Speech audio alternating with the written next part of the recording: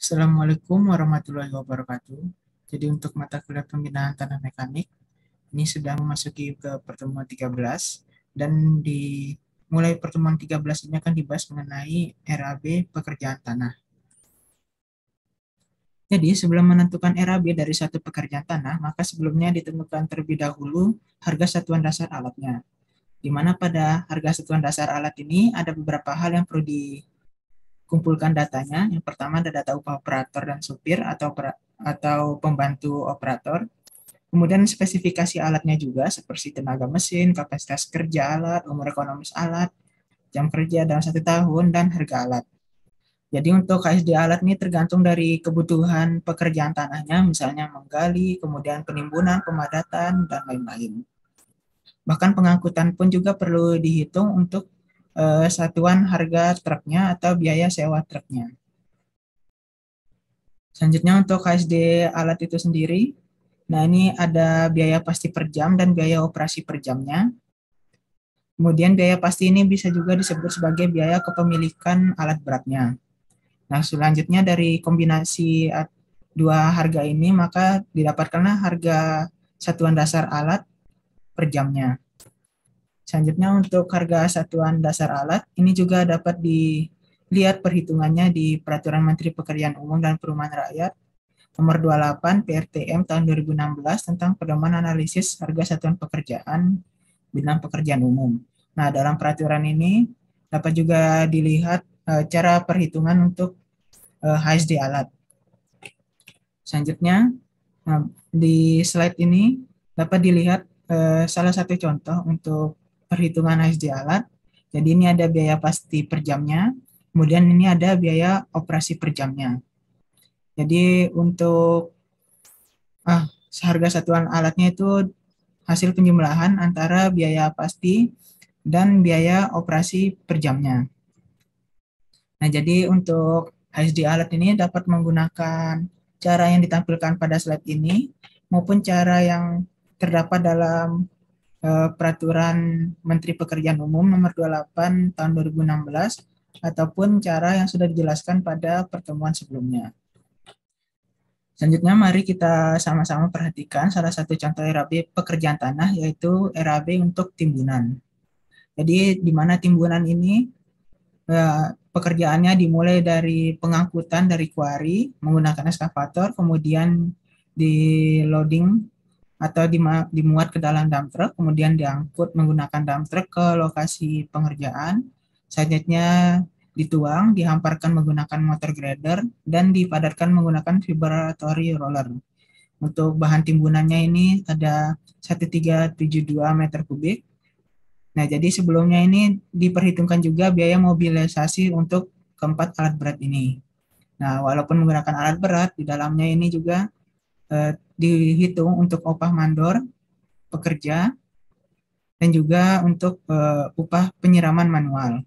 Karena dalam pemadatan itu diperlukan penyiraman. Jadi untuk penyiraman ini bisa manual, bisa juga menggunakan water tank. Selanjutnya, untuk biaya-biayanya ada biaya tambahan PPN, PPH, kemudian ada biaya pembangunan, kemudian ada biaya perencanaan, kemudian ada biaya honorarium TPK, dan biaya operasional TPK. Jadi, namun untuk yang wajib itu biasanya di PPN, PPH, dan untuk keuntungannya juga itu perlu dihitung. Dan untuk keuntungannya itu juga perlu juga dimasukkan dalam RAB agar biaya tersebut transparan dan dapat diketahui oleh semua pihak. Nah, jadi berikutnya merupakan salah satu contoh RAB pekerjaan tanah untuk bahan timbunan. Namun untuk biaya RAB ini dapat juga dilihat dari contoh-contoh proyek lainnya. Jadi tidak hanya terpaku pada contoh yang ditampilkan pada slide ini saja. Jadi pada slide ini, nah ini dijelaskan untuk alatnya, nah namun tidak dicantumkan untuk upah operatornya. Nah jadi untuk upah operator dan pembantu operator itu sudah termasuk biaya alatnya.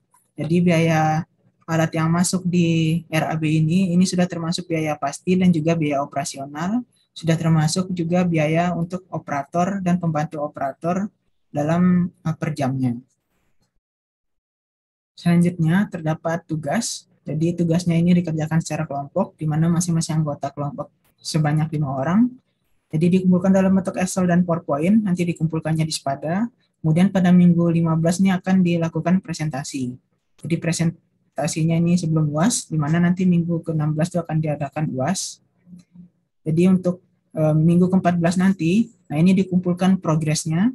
Jadi progresnya ini tidak harus selesai, namun dikumpulkan apa saja yang sudah dikerjakan. Nah, nanti pada minggu ke-15 ini barulah dipresentasi hasil pekerjaan finalnya. Jadi untuk tugasnya ini, jadi diketahui ada tanah yang diangkut dari kuari sebanyak 65.000 meter kubik, dan tanah ini akan digunakan sebagai pemadatan atau sebagai tanah sirtu atau lapis pondasi bawah, dan di lokasi proyek ini nanti akan dilakukan pemadatan dari tanah ini. Jadi jarak antara kuari dan lokasi proyeknya ini sebesar 7,5 km dan diangkut menggunakan dump truck. Jadi tebal pemadatannya nanti dianggap atau diasumsikan setebal 30 cm dengan asumsi lebar jalan ini 6 meter. Jadi dari soal yang diketahui ini, hitunglah kebutuhan dan RAB penggunaan dari alat beratnya untuk pekerjaan pemadatan tanah ini.